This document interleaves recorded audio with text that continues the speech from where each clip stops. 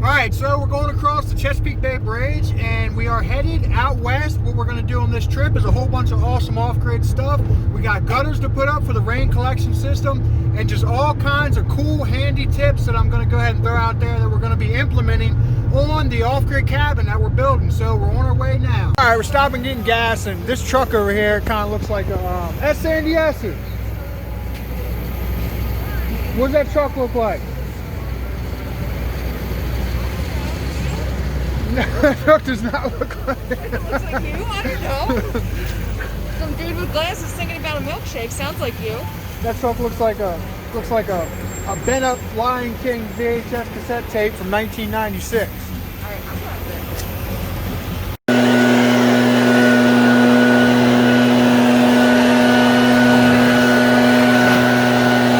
All right, right here, what we have is a Husqvarna 570 BTS. It's a 66 cc commercial leaf blower, and I mean, this thing is incredible. You should never need anything else besides this. As long as you take care of it, this thing will do you very well. It's great for this, just blowing all the crap off the roof, and I mean, there's plenty of freaking land to clear leaves and what have you here, so it'll definitely come in handy. New, this thing runs around 500 bucks. Alright guys, now in this installment of Stealth Camping, while my wife's in the grocery store, my amenities are not quite as good as they were before. All I've got to sleep on is this neck pillow type thing, a tool bag, and that's about it. I mean, it's rough going out here today, but yeah, it's still Stealth Camping. So what's going on is I parked under this shade tree so that nobody can see. The windows in this thing are slightly tinted. No one can see in here. It's awesome. I've got the air conditioner blasting, got the vehicle running, everything as far as my amenities are taken care of. Stealth Camping!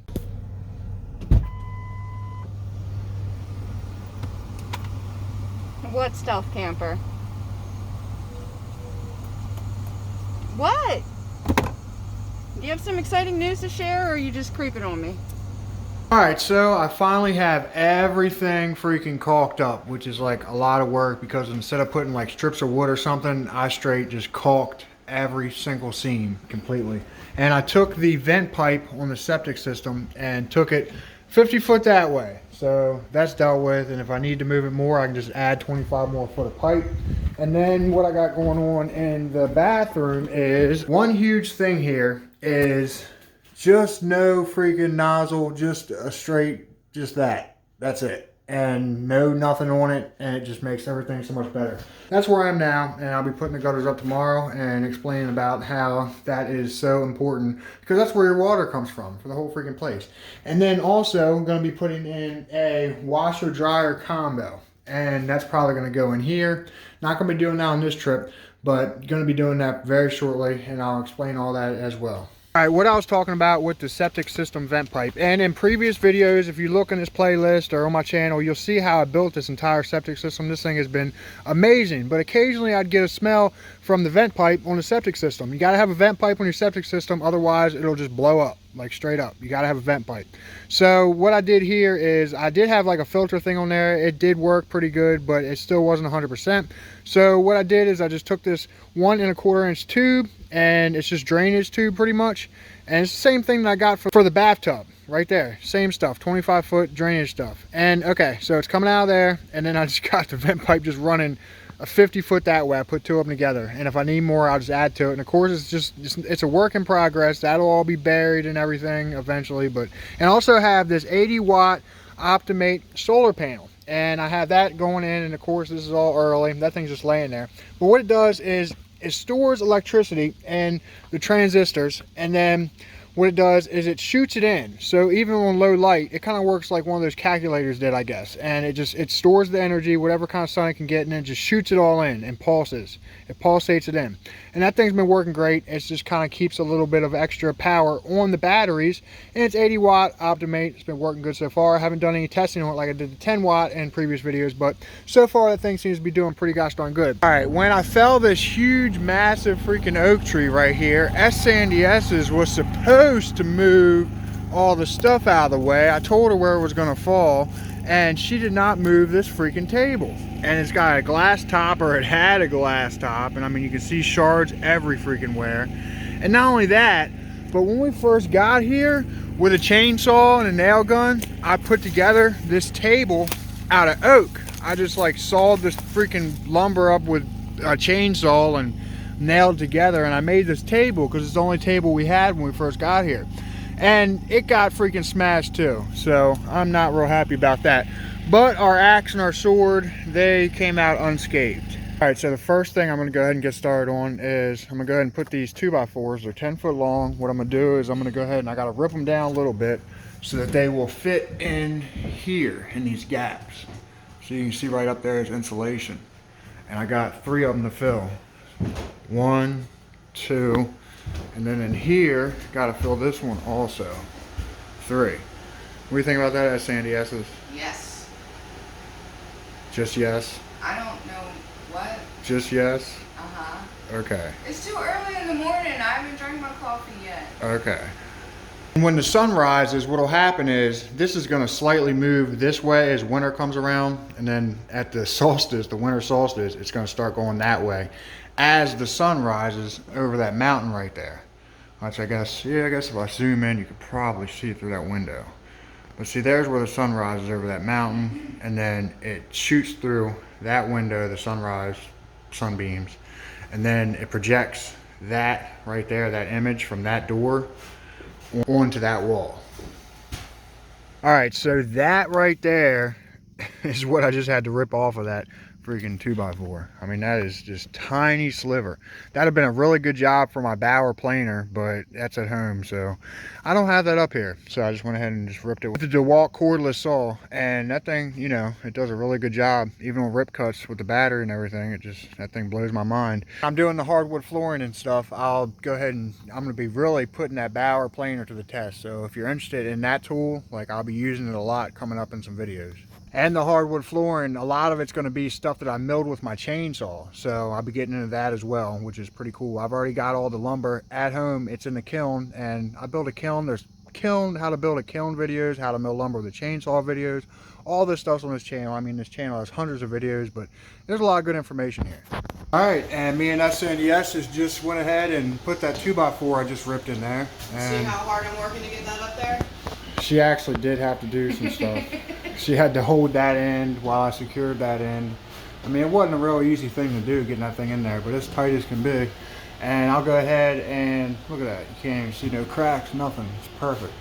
And what I'll do is I'll go ahead and sand it and stain it, you know, at a later point. All right, so I got all the liquid nails, Fuse-It stuff on the walls, and SNDS is getting ready to paint, and that stuff's great. You know what? You and your liquid nails, I swear, it's just ridiculous. You go ahead and, my truck's broken. I'm gonna put liquid nails on it. Oh, my cat's sick. Let me just put liquid nails on him. Oh, my wife's sad. I can go ahead and put liquid nails on her. If you talk about liquid nails one more time. All right, so we just ran to the store, and I tried to tell, why do we have to go to the store, Sandy S's? Because I'm itchy. I got poison ivy for the first time in my life. I tried to go and show it real quick. My poison ivy? Yeah. I mean, I got cream on it now, but I tried to tell her to just go ahead and put some liquid nails on it, but she wouldn't freaking listen to me about that. I don't know what I'm not putting liquid nails on it would make it arms. so you can't, it won't itch. No, go away. All right, so what I'm doing now, and while I was there, I was going to go ahead and do a video on distilling your own water, but since we went there anyway to get her that, I went ahead and got a thing of distilled water. And basically, the reason you use distilled water to replenish battery water is because it doesn't have minerals and stuff in it. The minerals and stuff, if you put them in a battery, what will happen is just corrode your plates and messes your battery up. Basically, when you distill the water, it takes all the minerals out. But in purified water, the reason you can't use that, it has minerals and stuff in it, but you need those to like live and stuff. All right, so basically a big mistake a lot of people make, and they'll think that their batteries are shot and they'll even look in them and stuff, but these are flooded lead acid batteries. Basically what that means is they need to stay flooded, okay? They need to have water in them, like to the tops, to work correctly. And a lot of people, you know, they'll think these cheap lead acid batteries are done when they're not, and they just need a little bit of water. All right, so basically, what will happen is, what sometimes we'll see is this vent hole right here will start shooting some water out a little bit. But basically what that means is your battery's hot and it's working. So you got to replenish that water so your batteries will work correctly. All right, so what I'm doing here is I'm just gonna go ahead, and if you start to have some kind of, it looks like it's really full, but these are flooded batteries. I mean, basically, like, they stay flooded 24/7. And to get these caps off here, what you do is go ahead and you just kind of put a screwdriver in there and kind of pry it off. Basically, what's holding that cap on there is right there. See? So just kind of put a screwdriver in there and pop it off. Be careful, wear safety glasses, because that is sulfuric acid and it will mess you up. I mean, don't do this, take it to somebody else, but if for some reason you have to, you know, you can. Okay, so this is what I'm doing now, is putting distilled water in there. But in a pinch, you can distill your own water. The way you do that is, you still have a tea kettle, okay? You put it on your burner, and you wait till it starts whistling, and then you take the top off of it, like so. We'll pretend like it's on a burner or whatever, after it starts whistling. And then what you want to do is you want to put a plastic cup or something right there, and what will happen is you wait like 5 minutes after it starts boiling, and you just hurry up and take that off, and you put a cap on it of some sort, and then what's in there is going to be distilled water, and you just keep repeating. And then you dump this water out, put new water in, or you can use the same, but it's better to dump it out and put new in. It'll make it for better distilled water. So I mean, it's not that hard to make distilled water. And the sulfuric acid in a battery, it's actually down here because it's heavier than water. So it's mostly water up here. That's why I'm not all, you should wear gloves and stuff, but I'm not all too freaked out about it. And if you do put plastic on top of a freaking burner or something, just be careful and use common sense. All right, my setup now, what I have is AGM batteries. And what they do is, I don't even freaking know the science behind it, but basically, you don't have to flood them because they flood themselves. They keep water in them with these special vents. You just never touch these, and basically somehow, I think it has something to do with hydrogen. I don't freaking know, but some science makes it so that these things stay hydrated. All right, so we used this tea kettle not too long ago, and see right there, that is pure distilled water sitting in the cap of this thing. All right, so here on my bathtub and my sink, I've got the cheapest freaking things I could get at Home Depot. They're super duper cheap. But an issue I'm having is, and there's a Seinfeld episode about this with the freaking low flow crap. Basically, I'm pretty sure that that's what's making this run so slow. This one was running slow last night, and I just like put a screw up in there. So basically, I'm gonna go ahead and test my theory. That's all the way on right there, and see how slow it's going. I already freaking ripped out a bunch of this stuff, but there's still something there. So what I'm gonna do here is I'm gonna drill a freaking hole right like so, and see if that don't do something.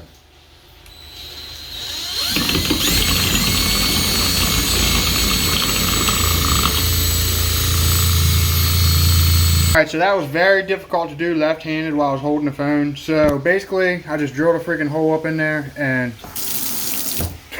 so yeah, freaking bullcrap. But yeah, so now I gotta go ahead, because this one's running a little bit slow too.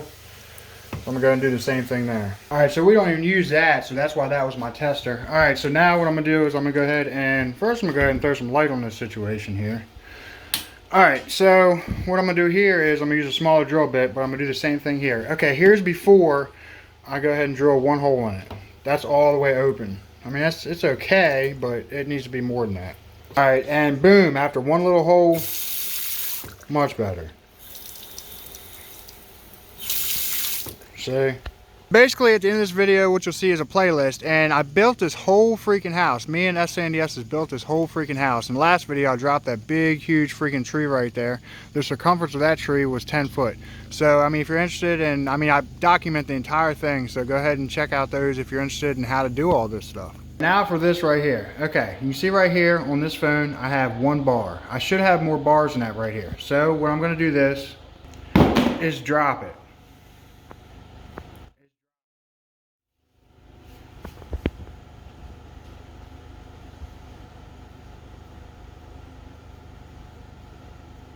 Boom, 3 bars. Basically, that does work. I don't know why, but it just freaking does. So, I mean, you know, take it with a grain of salt or whatever. I mean, there's an ATT phone right here, but I mean, it's freaking nuts. I don't know what it is, but that does work.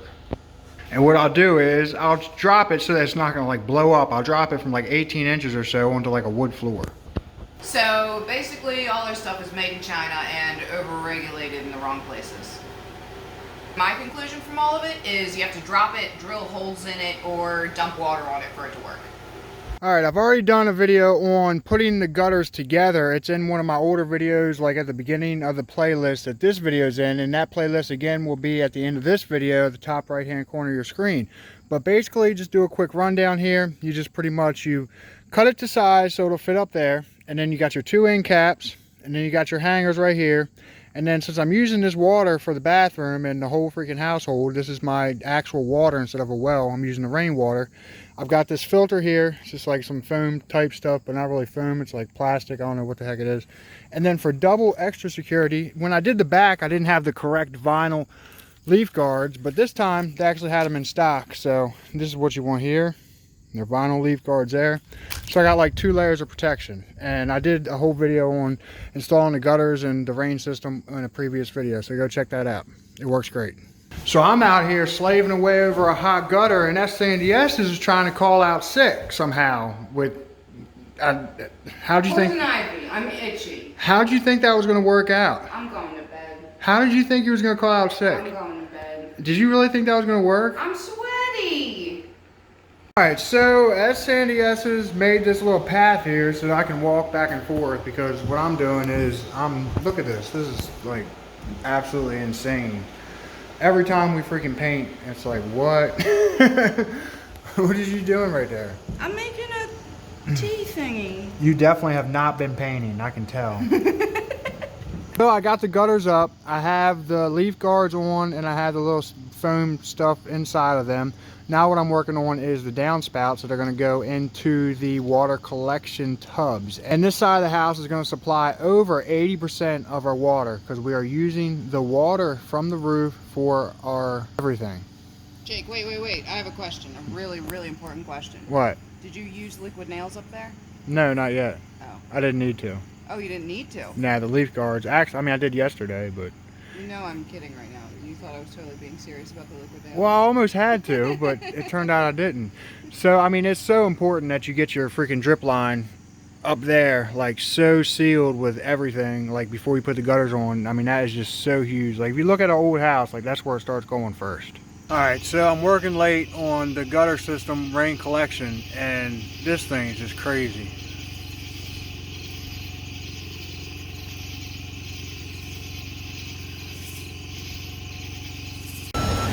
Looks like somebody had an accident, huh, at Sandy S's?